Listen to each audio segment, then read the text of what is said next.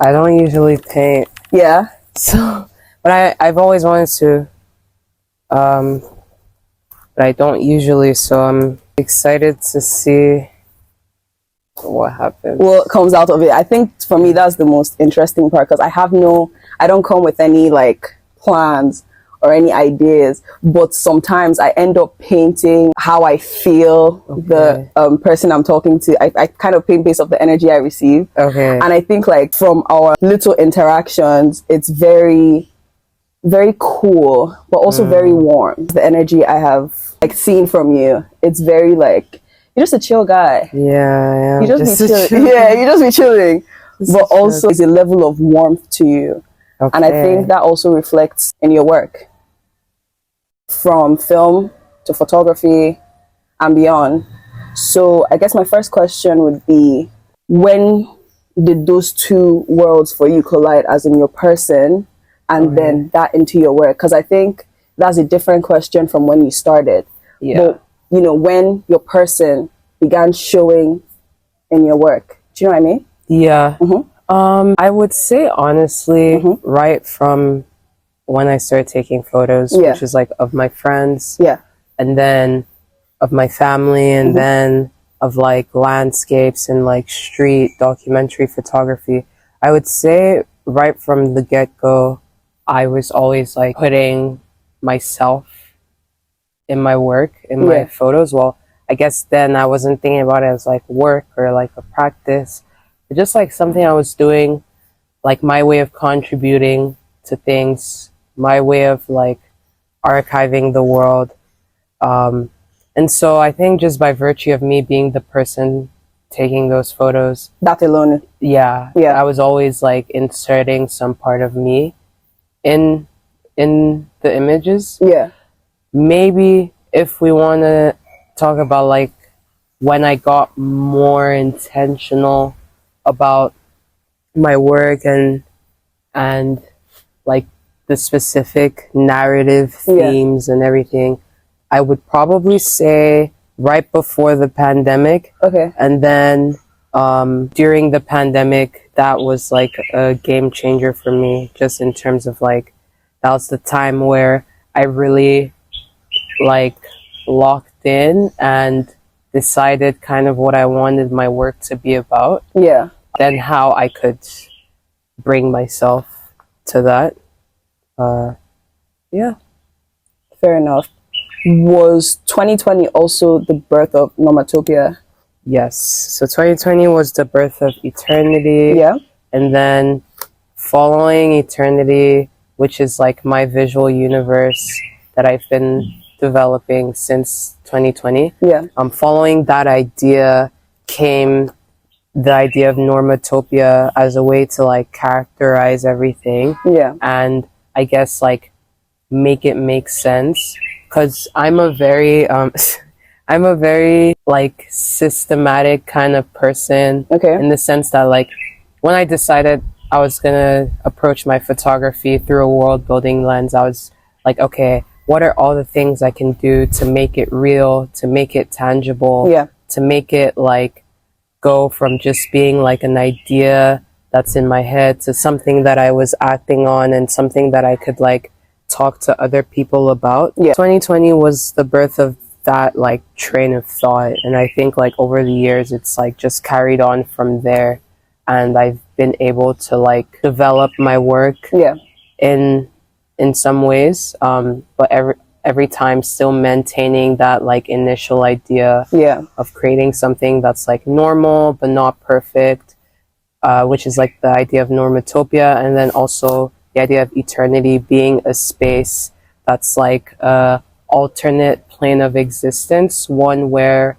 other Black people, other young Black people can see themselves existing and enjoying natural space, kind of like a for us, by us approach to living. That's very beautiful. I think world building, I have never seen someone approach, at least in the world of photography and visual arts, in that way. I don't think that's something I've seen before. This is very, very brand new, very novel to me. did you have anyone around you or anyone you looked up to, or just maybe other elements of other things that kind of inspired you to kind of build your own universe? 100%. Yeah. I think a lot of the artists that I look up to on a creative level are doing some sort of world building, whether they call it that or not. Okay. I think specifically in my case, when it came to Eternity, I think the year before the pandemic, Solange had just released her album When I Get Home. Okay. I think. Yeah, like the year before the pandemic. And so I remember watching an interview that she did with Trevor Noah, and she described her album and like the short film that she made with it as like world building. Yeah. She used that term, and I remember she used that term specifically. Okay. And I remember that also being kind of like the first time that I heard that word used in that context, and it just like stuck with me. Yeah. And made me, because for so long I feel like I was trying to like I knew what I wanted to do, but I was like stuck in terms of figuring out how to classify it. Yeah. And so when I heard her say that, I was like, yeah, like that's world building, yeah. that's it. And then I think about some other like directors that I like, people like Wong Kar-wai, who have like film trilogies. They were also world building through their practice. Sorry. No, they were also world building through their practice. Mm-hmm. And like Studio Ghibli films, Avatar: The Last Airbender, like all these things that I just like grew up watching and enjoying were also attempting that act of world building. So once that clicked for me, it felt like, okay, everything makes sense now. Like, this is actually what I want to do. And then I just started doing it. It started with like just still images, and then I was like, okay, I think like that's not enough. That's not enough. Yeah. I need to like think about the sound. I need to think about how they move within this world. I need to think about like how they interact with the space. Like very much interested in expanding the lore of everything. That makes sense. I think this kind of reminds me of the film you did, the one about change. Yes. I loved it so much. Thank you. You're welcome. I think my favorite part of that was when they were talking change, and we know they're talking about human beings changing. Yeah. And then we see like change as per quarters. I think for me that was very, very like, oh, that's a good play on, you know, words, and a good play on. But the way everyone interacted, you know, just with the laundromat, with themselves, you know, with the change, just everything happening around there. Is that what you're speaking about as well? I think in the context of Normatopia, yes. Yeah. But not necessarily set within eternity. So the way I see eternity is it's a very distinct space. Yeah. And it's a very, like, it's an alternate plane of existence. So when I say that, I mean, like, I'm thinking about the regions within eternity, and they all have names. Like, there's a region called Dreaming. There's a region called like Angelus. There's a region called Lunamira. Yeah. So thinking about eternity as like its own geographical location separate from the earth. Yeah. But then it can be characterized or explained by this concept of normatopia, which is something that's normal but not perfect. Yeah. And so generally within my work, I'm always addressing that idea of normatopia, even though it's not set within eternity. So that film, for example, that was very much in the contemporary world, in a laundromat in Toronto. Yeah. But I'm exploring this idea of a moment that's like, it's not perfect, but it's normal.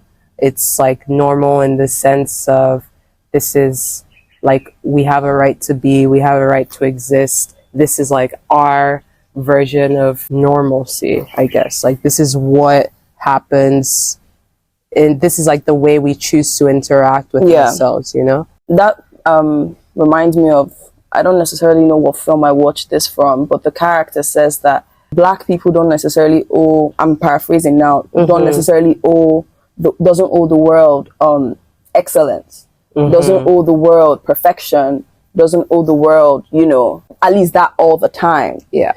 Do you relate to that in what you're saying right now, as in just being, sometimes just being normal, just being like...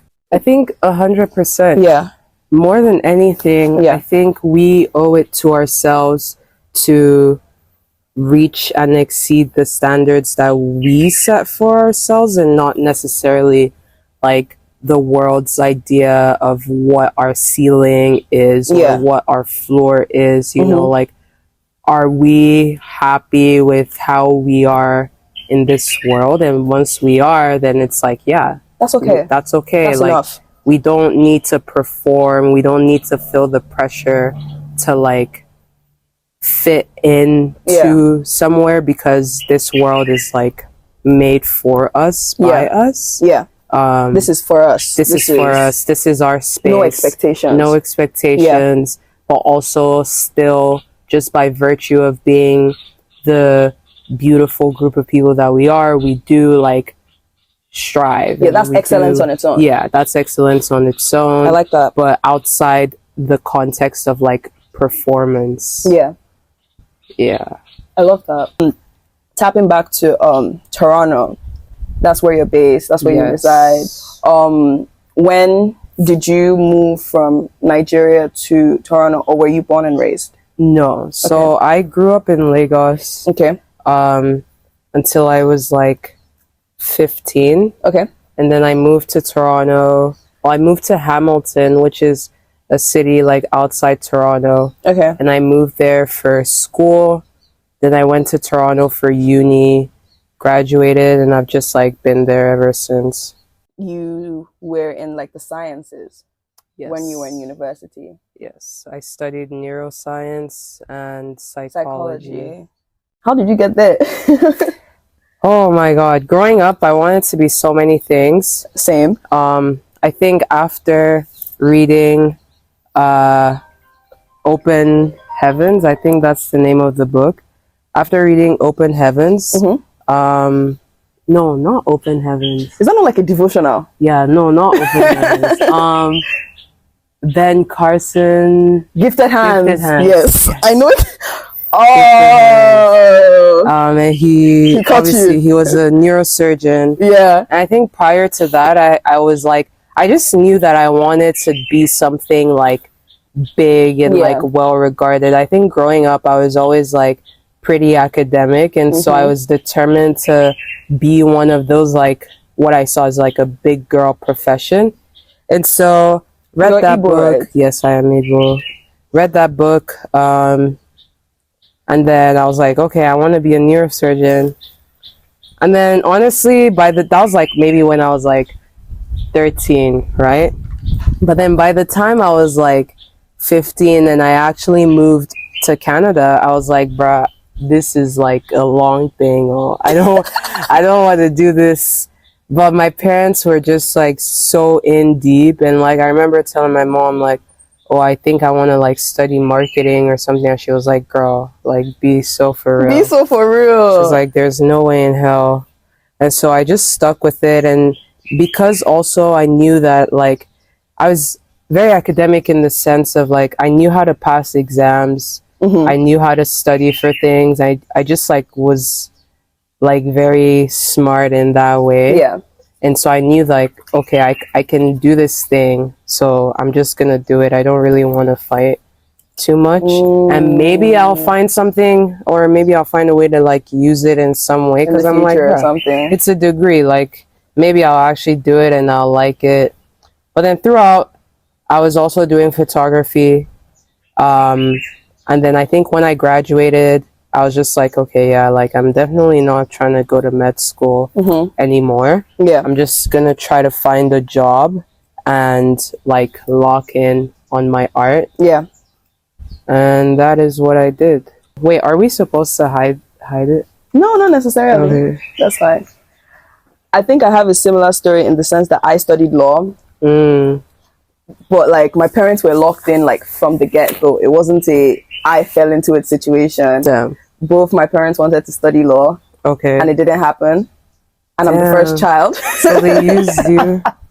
So it was like, you will be the first in the bloodline. But obviously, as time went along with self-discovery, I'm like, like you said, very, very long thing. Yeah. But I got the degree and did my master's in media, and then I've just been like shooting at that since then. Nice. Yeah.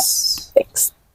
I think there is always a level of like, I want to say edge that creatives have when they have been born and raised in their country, and then they go there because they're carrying experiences they were conscious of into the diaspora. How would you say that has interacted with your art, being from here and also being part of the diaspora? I will say, I think more than anything, the biggest thing it's done for me is just like give me a frame of reference that's bigger than, I guess, like if I wasn't born here.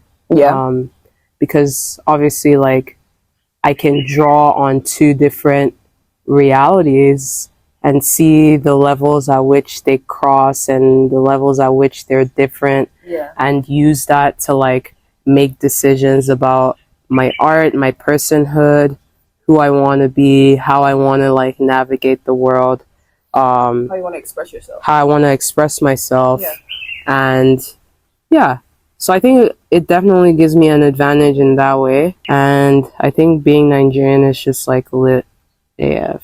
Like, obviously, like, we know that we have like a lot of issues. Well, I'm in the khaki, I know, like, mad. Bruh, we have so many issues, but the people, our dedication, the energy, the hunger, the drive is out of this world. Yeah. So obviously photography came first. Yes.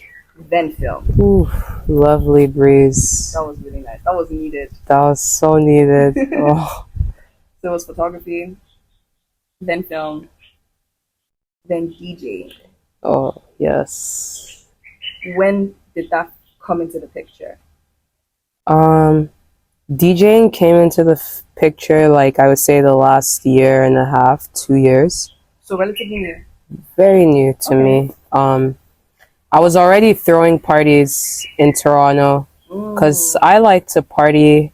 I was social prefect in secondary school. Me too. So yeah. Stop. Yeah. Me too. I was social prefect, so I would always be the one organizing rocks for my friends and stuff.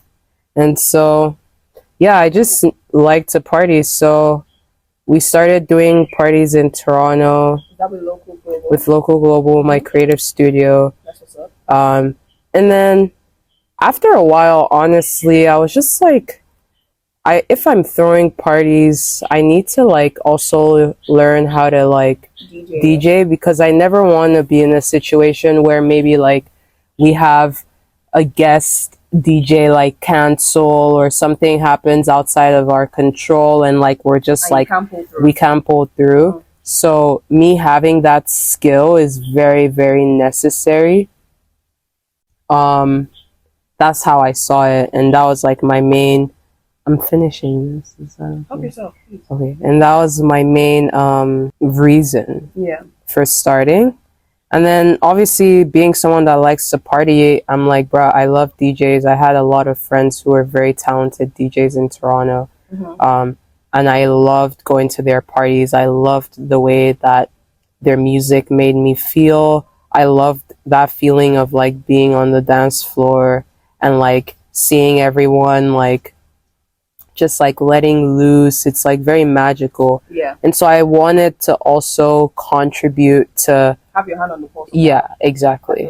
I wanted to be a player. I wanted to make people feel the things that other DJs were making me feel. Yeah. And I think I also was just like interested in that idea of expressing myself, and as a result of that, people having these like once in a lifetime life experiences, you know?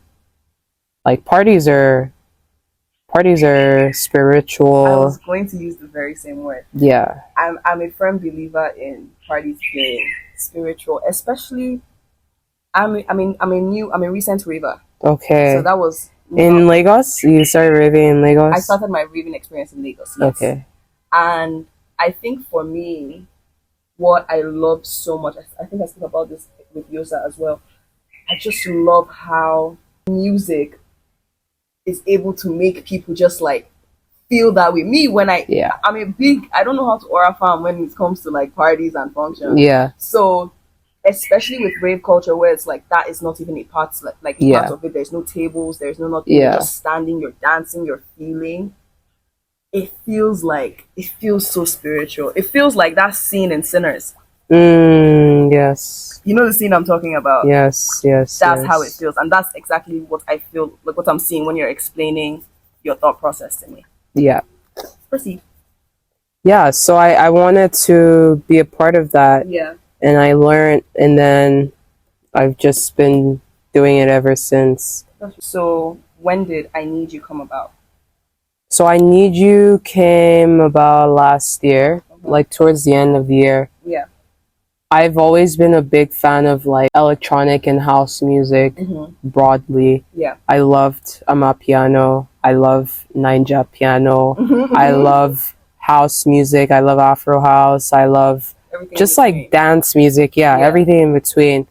And so I really just like wanted to curate that kind of space for myself, because before I even started DJing in Toronto, I used to go to a lot of parties that my friends would throw, and I would like have these insane experiences. Like I would feel on top of the world, like everything was possible. And so I really wanted to again like do that myself and be in charge of doing that for other people as well.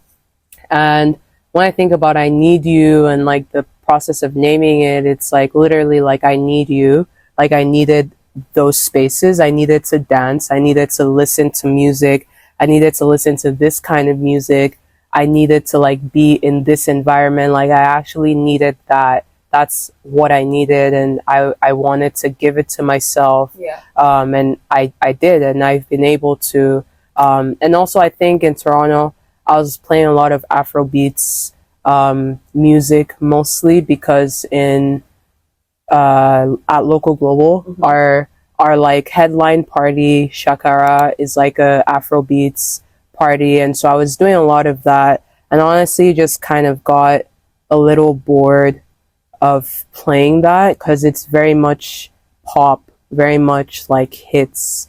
People have so many expectations when they come, like they want to hear the latest like Shelly Poppy song, they want to hear the latest Davido song, they like, and you know, music comes out like on Thursday, Friday, and then you have a party on Friday. People are already like expecting you to like play that song that just came out. There's a lot of pressure, and just like, I love Afrobeats music. I listen to a lot of Afrobeats music, and I love DJing Afrobeats music, but I just wanted to kind of like have something else other than that for myself, you know?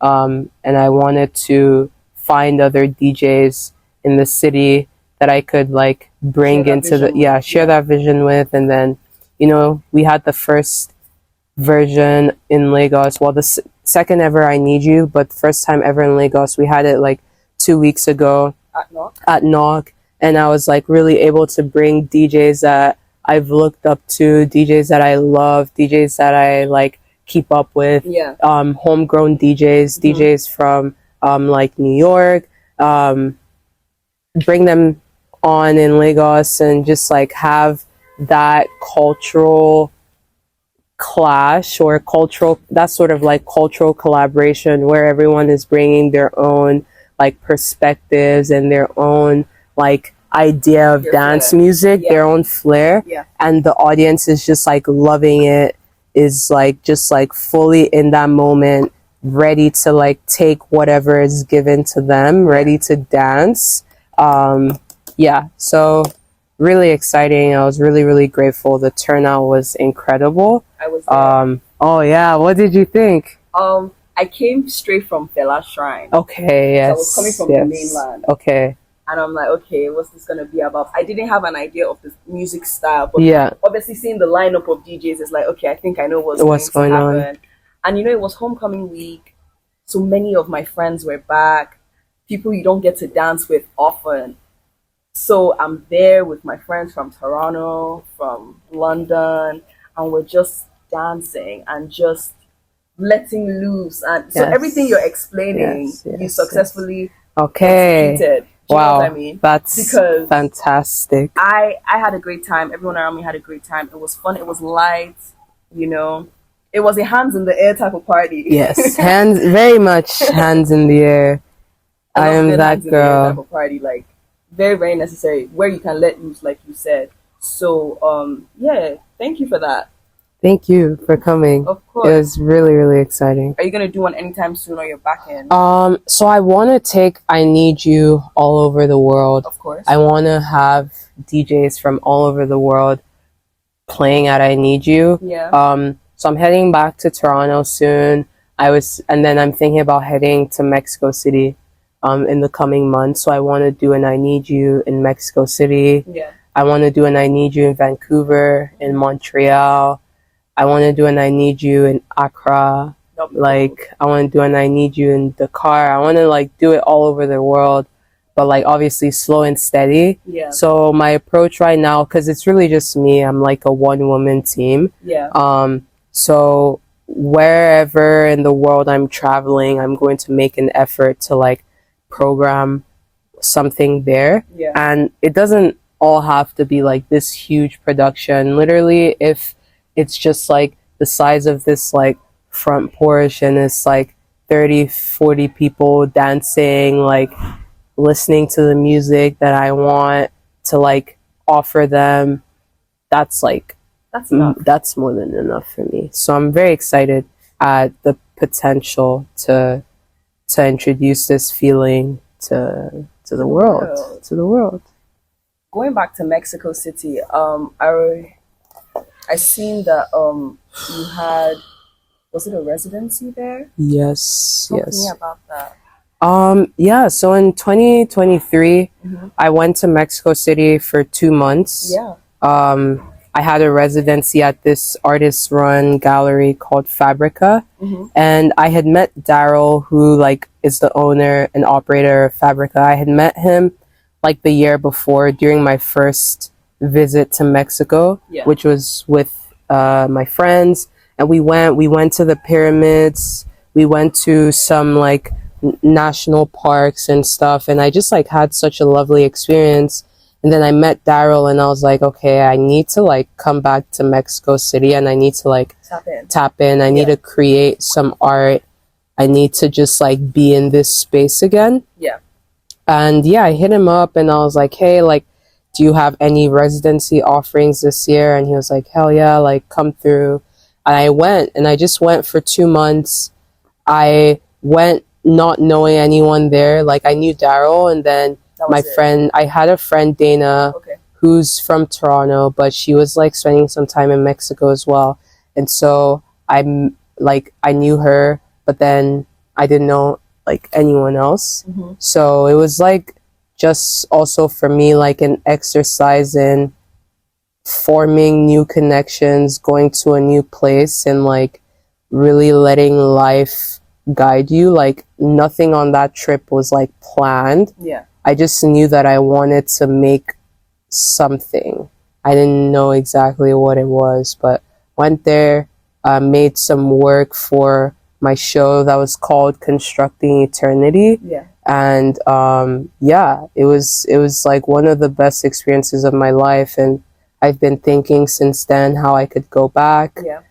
So yeah, I'm gonna try to go in the next few months, because it's also the World Cup. So I want to try to go DJ there, create some photos, maybe just, like, see some of the friends that I made while I was there, and just, yeah, enjoy Mexico. I've never been. It's, like, it's fantastic. Yeah. It's fantastic. It's just, like, a nice place to be, I think. People are very kind. Locals are very kind. Yeah. There's, like, a budding art scene So there's a lot of like really amazing galleries, museums. Yeah, good food. I found Nigerian food there, and I was like, you know, our people are everywhere. Bro. So once I was able to find Nigerian food there, I was like, okay, yeah, this is like a place that I can actually be in comfortably, because you need that Nigerian food. Like everywhere you go, you need that. I feel like if I go to Tokyo, I'm going to find a Nigerian You will. restaurant. You will. 100%. My friend has gone to Tokyo. Yeah. And eaten at a Nigerian restaurant. Life. That's what's up. I want to ask you a question. Your work obviously demands you moving a lot. Yeah. Right? So you're usually all over the place. Do you feel some level of maybe let's use the word FOMO for a lack of better word? Do you feel like you're missing out on, like, let's say, being in one place when you're in another place for work? Something like in Mexico, for instance, you know, being there for the first time, being new there, experiencing the place. Do you often have feelings of, nah, I should just be home? No. No? Hell no. I like to go deep in, and I'm like, bro, why am I feeling FOMO? I'm in fucking Mexico. Real? Like, I'm in Mexico. Yeah. I feel like I love traveling. Yeah. I love experiencing the world. Yeah.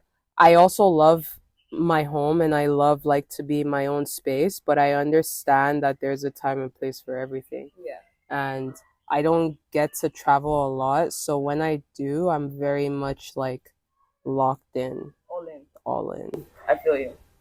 That makes sense. Do you like having your photos taken?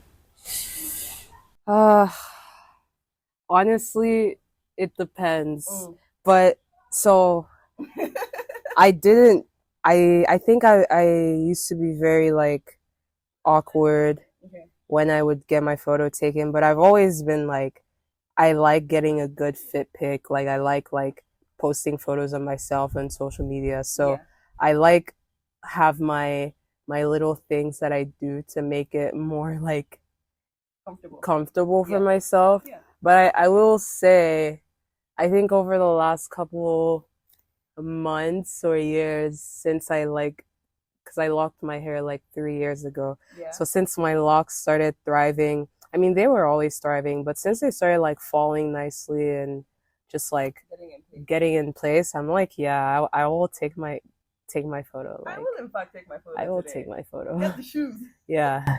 I know exactly what you mean. I used to have locks. Oh, why did you cut them? I love a funky hairstyle. Okay. And obviously, like, the most you could do is like put box braids on top of it, and it's really chunky. But I like, you know, Ghana weaving. I like a nice mohawk sometimes. I'm considering shaving maybe the side of my head. So how long did you have your locks for? I had mine 2 years. Okay. I had mine 2 years. But I think there is something about, because it really started thriving when I was ready to let it go. Yeah. And there is something about like the process of starting, because mine, they were so tiny. Yeah. Did you get sister locks? No. Okay. I'm even talking about like the weight. Oh, okay. Even one lock. It was so small and so tiny. I got like regular ones just like yours. And then it started falling in place, and just decided to cut it, man. I can also be impulsive. But yeah. So 2 years. 2 years. That's lovely. It looks really, really nice. Thanks. You want to add something, or you think something is missing? I'm just thinking, like, as a painter, when do you know the painting is complete? You know? I'm gonna turn that question around. As a photographer, as a filmmaker, when do you know that work is ready to be shared? Okay, so with photos, I think when I'm making a photo, I'm already consciously or subconsciously thinking about how I'm going to share it. Like that kind of final form that it's going to take, like the way I want it framed, the other photos that it's going to be in conversation with, and how like people are going to see this image. And then with film, I think like the moment I watch the final cut and I have no notes, I know that's like a really boring answer, but I'm a perfectionist. We will go through like 20 drafts if we need to. I'm like, so when I even make my films, usually I will give the editor like a sheet that has like literally to the minute, like how I want it cut. Sometimes, like if I'm working with someone that I've worked with before, someone that I trust, I'll just let them put it together in their own way first, and then I'll make the sheet after. But I'm very like to the second, like please cut out that second when as the door is about to close right there, just cut it. So I go through that a few times, and then I land somewhere where I'm like, okay, this is actually like pretty good.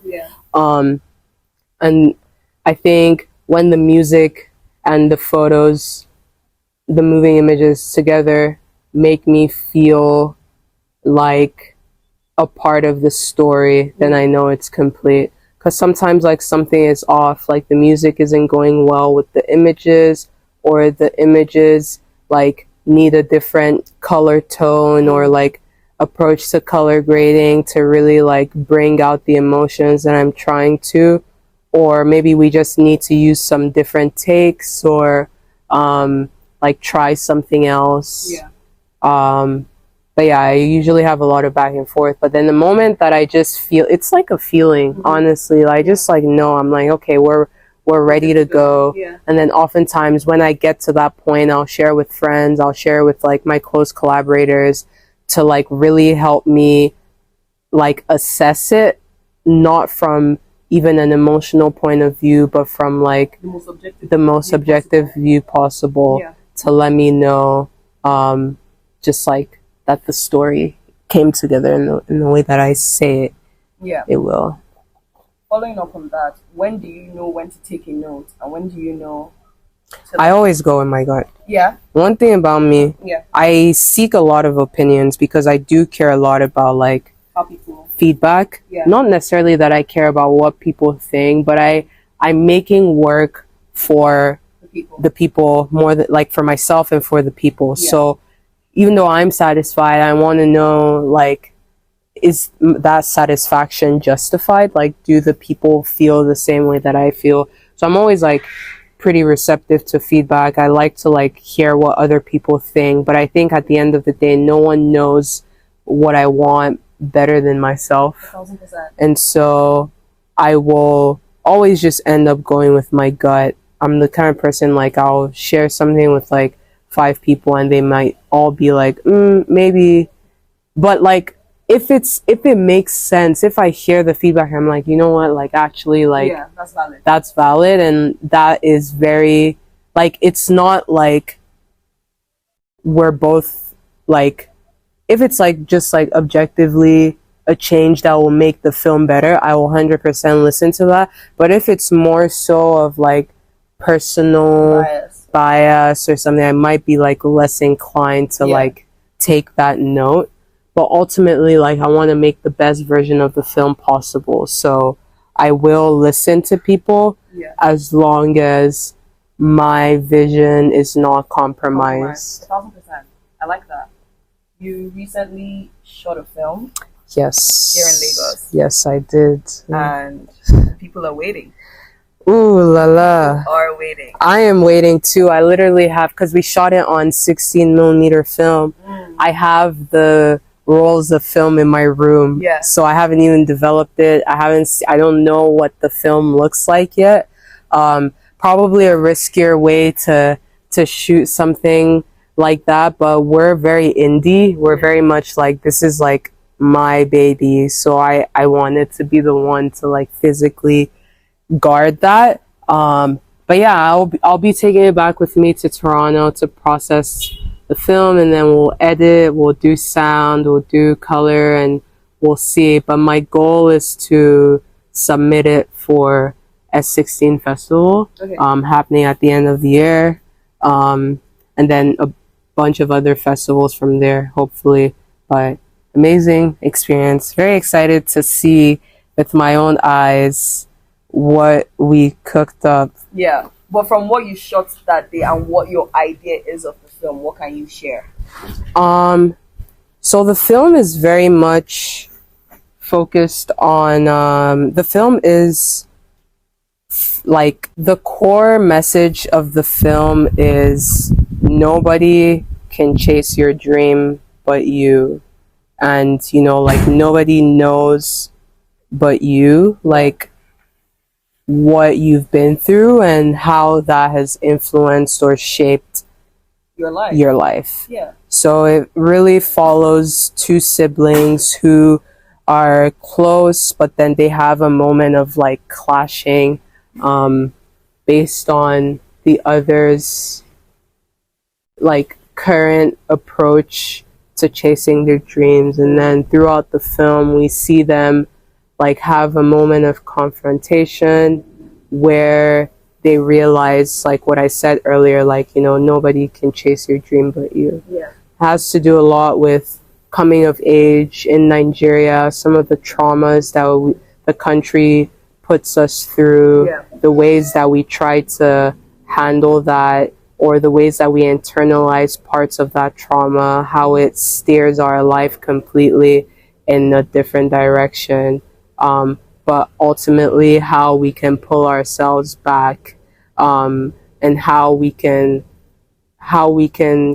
confront ourselves and our internal feelings without projecting onto others, and without letting our experiences like completely shape our view to the point where we lack like the ability to be objective, or the ability to like interact with or live successfully with other people, with our family, with our like friends and stuff.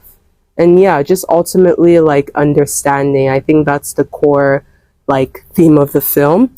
Like understanding yourself, making an attempt to understand other people, and then just like moving through life through that like empathetic sort of lens. A lot of your work always goes back to the dreamer. Yes. I really resonate with that because I'm a big dreamer. I think even with what I always wanted to do, like there was a time I wanted to be a baker, there was a time I wanted to own a dance studio, there was a time like, and every time I was like, it's my dream. Like it's literally my dream. What would you say your own relationship with being a dreamer has been? What has that been like for you? Wow. Great question. I think dreaming, like you said, very core to my practice. Dreaming is literally, I interact with dreaming in various ways. So for example, like within eternity, dreaming is what I call the region that is the first point of contact for other worlders that are journeying into eternity. So if you're coming from Earth and you're trying to get into eternity, you must first of all go through dreaming. And then obviously that's a play on like, you know, where our spirits and our minds take us when we close our eyes and sleep. And how that's literally like a form of teleportation and like moving through alternate planes of existence. And so I think about dreaming as the beginning or the genesis of like world building. I think of dreaming as like a radical act of imagination. It's one that if you train yourself enough, you let yourself be free enough, you know, dreaming can really take you to certain places. And I've had experiences like that, although like not very frequently. Like I don't always have very crazy dreams, but I have experienced firsthand the places that your dreams can take you, like literally. And then also like speaking more in terms of like a metaphor, like your approach to wanting something more, or like seeing beyond what something currently is. I think that's what shapes a lot of my work. That's what led me to world building in the first place, like trying to see beyond this current earth that I'm on, and like see how I can use my own narrative and my own like thought process to venture elsewhere that might be close enough where it feels familiar, but distant enough where we feel like there's still something for us to venture into and like something for us to explore. So I think dreaming is very powerful. Dreaming is very like, it's very spiritual. It's very like, it has a lot of power, I would say, for humans and the human mind, and the capacity for the human mind to venture elsewhere, you know, in that way when we're not even conscious. That's very powerful, you know. That's very interesting to me. I think what I love the most about being a dreamer is that it's two things actually. No one can take it away from you. It's always going to be yours. Yes. And also, like, I also think of Joseph in the Bible. They mocked him for so many things, you know, him always wondering, but they couldn't take away his dreams.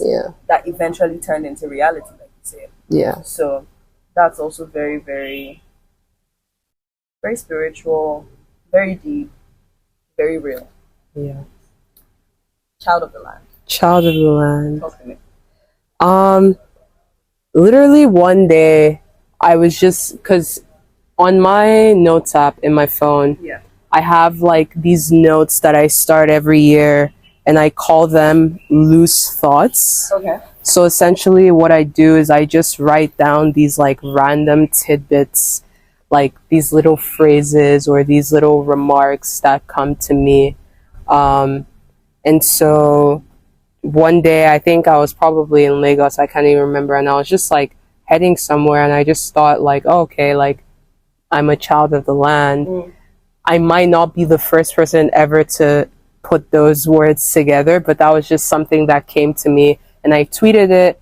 And then like a year later, I was like, oh, I actually like really resonate with this like phrase, like child of the land, and I want to get a tattoo.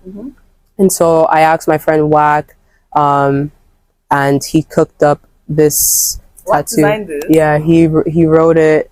What the hell? Yeah, his handwriting. Wow. And then I put some on some teas, gave them out to my friends, sold a couple, and yeah, just something that's like, it's permanently on me now, you know, like I'm a child of the land. And the other day, my friend's partner showed me the same tattoo, and I was like, oh, that's like sick. I think they might have seen like mine, which is like even more exciting at the prospect of like this representation of these words like going viral, or just like making their way outside of my bubble and into like something where like people see and they're like, actually, yeah, like I too am a child of the land. I want to get that like on me as well. So yeah, just very, very spontaneous, the way that came about. Do you ever get used to that, having your work, your ideas, your words just go so far beyond you that you can't control, like it's like an explosion, more or less? Do you ever get used to that feeling of, oh my gosh, what do you mean I don't know you and you have this about I know, it's really weird. I don't think me personally I could ever get used to it. Like anytime I'm scrolling on Pinterest and I see like my photo, I'm like, damn, like who uploaded this to Pinterest? Like how did you find me? Like who are you? You know, I don't think that's something that will ever stop surprising me. Just like the power of the internet, the power of shared feelings, the power of like community that you can feel even though you can't necessarily like see them or interact with them. So that's all very interesting to me. Man, this has just been great, man. This has been really fun. I'm glad you had a good time. It was really fun. Very, very glad. So this is what I have cooked up. Let me explain. Ooh. So you know, I started with saying that you have a very cool aura. Yes. But then there is warm energy about you. Yes. hence the use of the purple and the orange to kind of show that, to show that contrast. I love that. Interpreted from interacting with you. Thank you. Okay. So this is mine. Yeah. So cool. I wasn't okay, by the way, this is like my first completed painting, I think. Probably. So this is really nice that I completed it. But I wasn't really thinking about anything too specific with this. I love the color blue. Blue is my favorite color. Okay. Yellow is also one of my favorite colors. And I was really focused on the act of like making gestures. So I would consider this like more abstract because I was just like using the brush as I was speaking. So it was also kind of like, to me, releasing that tension or releasing like that energy that my brain was, you know, cooking up to respond to your questions. And this was just like my way of staying in tune with what I was saying and like not going off track or anything. So it was really like an act of, just like letting my subconscious lead. And I'm really happy with how it turned out. I hope you enjoy it. I love it. Okay. So cool. Will you sign it for me? Yes, I will. I'll sign it at the back. Yeah. Let me sign this one too. Oh, this was so great. Finally. Finally. I think it was worth it.